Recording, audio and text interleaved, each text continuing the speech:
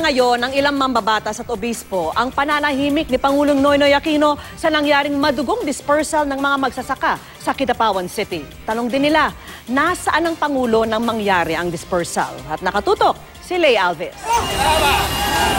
Isang linggo matapos ang madugong dispersal sa mga magsasaka sa Kidapawan, kung saan 2 ang nasawi sa hanay ng magsasaka at mahigit 100 ang nasugatang magsasaka at pulis. Ang tanong ni Senator Juan Ponce Enrile, nasaan si Pangulong Aquino ng mga panahong ito? My God, the President should have acted immediately. He's the totem pole.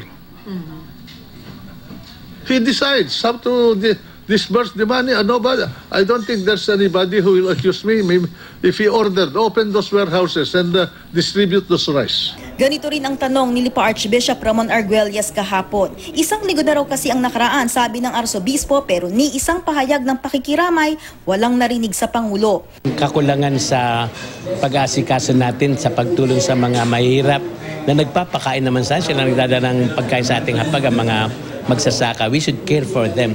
Our government will not be a legitimate government unless they take they make it as a priority protection ang mga kawawa. Ayon kay Presidential Communications Operations Secretary Sunny Coloma Jr., nang malaman daw ng Pangulo ang nangyari sa Kidapawan nung nakaraang Biyernes, agad daw itong umaksyon. Dito rin sa mga naganap sa Kidapawan ay agad naman binigyan ng atensyon ng Pangulo ito at nagbigay na ng mga direktiba sa iba't ibang pinuno ng executive departments na repasuhin yung kanilang mga programa para tiyakin na mas maging epektibo ito. Hindi man daw pumunta si Pangulong Aquino sa Kidapawan, hindi raw ibig sabihin nito ay hindi na niya tinututukan ang problema ayon sa Malacanang. Kasabay daw ng iba pang mga bagay na pinagtutuunan ng atensyon ng leader ng bansa. Yun ngang pagbibigay ng atensyon dito sa isyong ito, kung pwede kong ulitin, ay simula pa ng Agosto.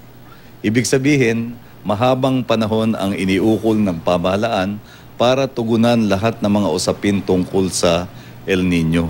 Nung araw ng marahas na dispersal, nagbigay ng pahayag si Coloma na papanagutin daw ng pamahalaan ang mga nasa likod ng madugong dispersal sa mga magsasaka.